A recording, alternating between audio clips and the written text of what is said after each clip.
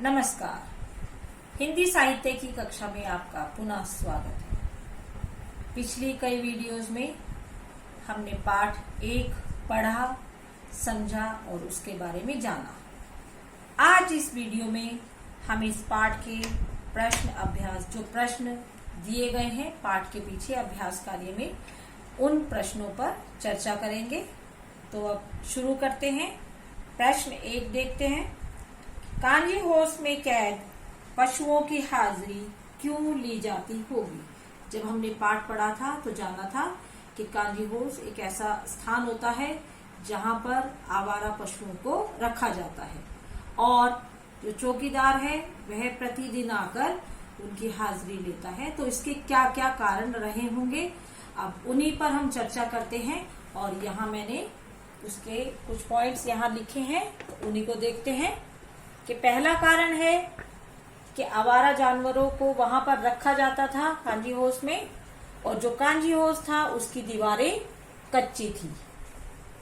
तो जो कांजी हाउस के अधिकारी थे, वहां काम करने वाले, उनको यह डर था कि कोई जानवर भाग न जाए क्योंकि उसकी दीवारें कच्ची थी।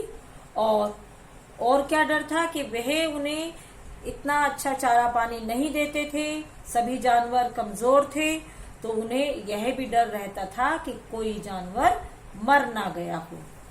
अतः यही देखने के लिए कि कोई जानवर भाग तो नहीं गया या कोई जानवर मर तो नहीं गया, वे जानवरों की हाजिरी लेने वहां जाते थे। ठीक है, अब हम चलते हैं अगले प्रश्न की ओर। प्रश्न 2, छोटी बच्ची को बैलों के प्रति प्रेम क्यों उमड़ आया? पहले हम जान ले कि छोटी बच्ची कौन थी, कहाँ रहती थी। जो छोटी बच्ची थी वह गया का भाई भैरव की पुत्री थी। गया जो झूरी, जिनके बैल थे दोनों, हीरा और मोती, उसका साला था, और उसका जो बड़ा भाई था भैरव, उसकी पुत्री थी वह छोटी सी बच्ची। और उसकी माँ मर चुकी थी, और जो सौतेली माँ थी वह उस लड़की को बहुत मारती पीटती थी, उसके साथ बुरा व्यवहार करती थी, उसे खाने पीने को भी नहीं देती थी। तो अब इसी से संबंधित हम कुछ और पॉइंट्स देख लेते हैं कि जो छोटी बच्ची थी वह सौतेली माँ के द्वारा सताई जाती थी, उस पर अत्याचार किए जाते थे। और ठीक उसी प्रकार जब बैलों को गया के घर ले जाया गया तो हीरा और मोती दोनों बैलों को भी मारा पीटा जाता था, और उन्हें खाने पीने के लिए भी अच्छा चारा नहीं दिया जाता था।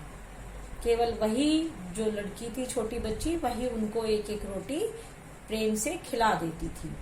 तो जो वह बच्ची थी उसे बैलों की दशा भी अपनी जैसी ही लगती थी। उन्हें लगता था कि जैसी मेरी हालत है ठीक उसी प्रकार इन बैलों की भी दशा है। इस कारण उन्हें बैलों के प्रति प्रेम उमड़ आया उस बच्ची के मन में।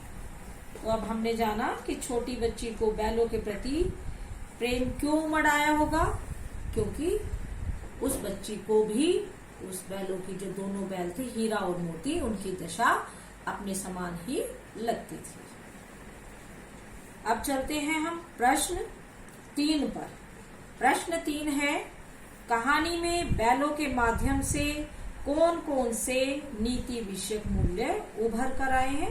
नीति विषयक मूल्य मतलब जो नैतिकता से संबंधित है, मोरल वैल्यूज जिसको हम बोलते हैं। तो पाठ में जो लेखक है प्रेमचंद जी, उन्होंने बैलों के माध्यम से ऐसे कौन कौन से जो नीति विषय मूल्य हैं उनको उभारा है। तो अब उसी को हम देखते हैं। हम जानेंगे कि सबसे पहले ही लेखक ने बताया था कि गधा जो एक बहुत सीधा जानवर होता है और उसी कारण सब उसे मूर्ख कहते हैं। तो पहला जो उन्होंने कहा कि सीधेपन के कारण किसी को भी मूर्ख नहीं समझना चाहिए। फिर उन्होंने दिखाया था कि मुसीबत में मित्र का साथ ना छोड़ना। यहाँ पर हीरा मोती की बात होती है और जो मोती होता है वह अपने मित्र को कांजी होश में जब उसे रस्से से बांध दिया जाता है तो मोती अपने मित्र हीरा को मुसीबत में छोड़कर नहीं जाता है। तो यहाँ पर यह भी बात उभर कर आई है कि मुसीबत के समय अपने मित्र का साथ नहीं छोड़ना चाहिए। इसी प्रकार हारे हुए शत्रु पर दया भाव रखना। जब दोनों मित्रों ने मिलकर अपने से ताकतवर सांड को हरा दिया था, तब भी जब वह उनसे हार चुका था, गिरता पड़ता भागा जा रहा था, तब भी उसने, जो दोनों बैल थे, उन्होंने उस पर दया भाव दिखाया और उसे छोड़ दिया था। अतः यह मूल्य भी इस पाठ में उभर कर आया है। और जो अगली बात हमारे सामने आती है वह है नारी पर अत्याचार न करना। प्रेमचंद जी ने अपने विचारों को या नारी के प्रति जो उनके मन में भाव है उसे बैलों के माध्यम से प्रस्तुत किया है। जब बैल उस लड़की की जो सौतेली माँ है उसको मारने की बात करते हैं तो दूसरा उसे मना कर देता है। तो अब चलते हैं आगे कि मुसीबत का एकजुट होकर सामना करना। जब सांड को देखकर दोनों बैल घबरा गए थे, तब उन्होंने उसका सामना दोनों ने एकजुट होकर किया और अपने से ताकतवर सांड को भी आसानी से हरा दिया था। तो अब हम समझते हैं कि ये जो सारी बातें हैं इस पाठ में उभर कर सामने आई हैं। आपकी समझ आ ही गया होगा कि कौन कौन सी जो नीतिपूर्ण बातें हैं यहाँ लेखक बताना चाहता है। अब बढ़ते हैं प्रश्न 4 की ओर। प्रस्तुत कहानी में प्रेमचंद ने गधे की किन स्वभावगत विशेषताओं के आधार पर उसके प्रति रूढ़ अर्थ मूर्ख का प्रयोग न करके किस नए अर्थ की ओर संकेत किया है। हाँ जी, तो गधे की जो स्वभावगत विशेषताएं हैं पहले उनको देख लेते हैं कि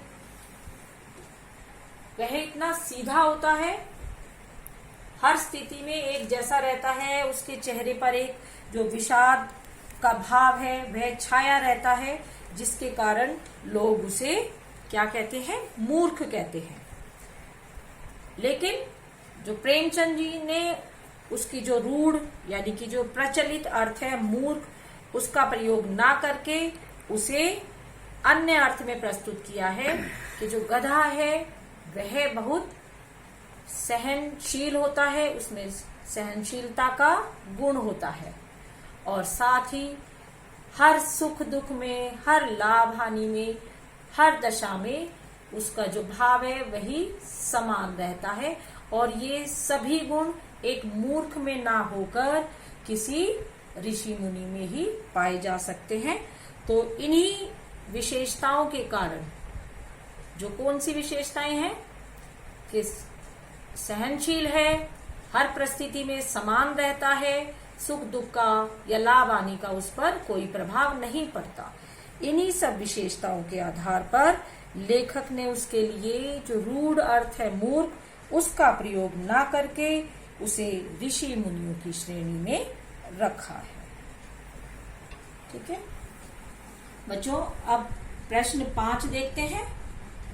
किन घटनाओं से पता चलता है कि हीरा और मोती में गहरी दोस्ती थी? जब हमने पाठ पढ़ा था तो पाठ में कई प्रसंग ऐसे आए थे जो ये साबित करते हैं कि दोनों ही एक दूसरे को बहुत अच्छी तरह से समझते हैं, एक दूसरे से बहुत प्यार करते हैं, उन दोनों में बहुत अधिक गहरी दोस्ती थी। तो वो कौन कौन से प्रसंग हैं, कौन कौन से घटनाएं हैं, उन्हीं पर हम यहाँ पर चर्चा करेंगे। तो सबसे पहले है कि वे बिना कहे एक दूसरे की बात को समझ लेते थे।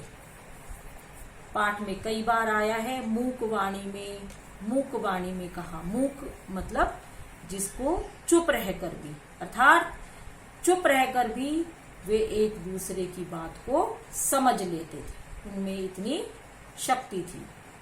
इसके अलावा वे एक साथ ही नाद में मुंह डालते, एक साथ चारा खाते थे। यह भी उनकी जो मित्रता है उसको दर्शाता है। अगला पॉइंट है कि जब भी कोई कार्य करना होता, जब हल चलाना होता या उन्हें गाड़ी में जोता जाता, तो दूसरे की कोशिश यही रहती कि उसी के कंधे पर अधिक बोझ आए। वह अपने मित्र के कंधे पर भी बोझ नहीं बढ़ाना चाहता था। और उसके बाद कभी भी जब भी मुसीबत का सामना किया, मुसीबत आई, तो उन्होंने कभी भी एक दूसरे का साथ नहीं छोड़ा। इसके अलावा उन्होंने अपना जो स्वतंत्रता का संघर्ष था वह भी मिलकर किया। दोनों एक साथ रहे, दोनों ने एक साथ गया के घर में मार खाई और जितनी भी यातनाएं सही, लेकिन फिर भी एक दूसरे का साथ कभी नहीं छोड़ा। तो ये सारी जो बातें हैं, ये सभी प्रसंग हमें बताते हैं, ये सारी घटनाएं हमें बताती हैं कि हीरा और मोती में गहरी मित्रता थी। ठीक है, अब हम चलते हैं अगले प्रश्न की ओर। प्रश्न 6 कि औरत जात पर सींग चलाना मना है, यह भूल जाते हो। हीरा के इस कथन के माध्यम से स्त्री के प्रति प्रेमचंद के दृष्टिकोण को स्पष्ट कीजिए। जब मोती कहता है कि हम जो घर की मालकिन है या सौतेली माँ है उस छोटी बच्ची की, उसको हम मार देते हैं, उसके हम सींग चलाते हैं, तब हीरा ने क्या कहा था कि यह हमारा धर्म नहीं है कि हम औरत जात पर सींग चलाएं। तो इस कथन के माध्यम से जो भाव हैं वे लेखक प्रेमचंद के हैं और उनका नारी के प्रति दृष्टिकोण यही है कि नारी सदा ही सम्मान के योग्य है। और अन्य कुछ यहाँ पर मैंने ये तथ्य लिखे, पॉइंट्स लिखे हैं कि नारी सदा ही सम्मान के योग्य है, नारी का सदा ही सम्मान करना चाहिए, उस पर कोई भी अत्याचार नहीं करना चाहिए। यदि अपने कर्तव्यों की पूर्ति करते हुए भी उससे कोई गलती हो जाती है, तब भी हमें उसे समझना चाहिए, उस पर अत्याचार कतई नहीं करना चाहिए, बिल्कुल अत्याचार नहीं करना चाहिए। प्रेमचंद की दृष्टि में तो नारी सदा ही आदरणीय, सदा ही सम्मान के योग्य है।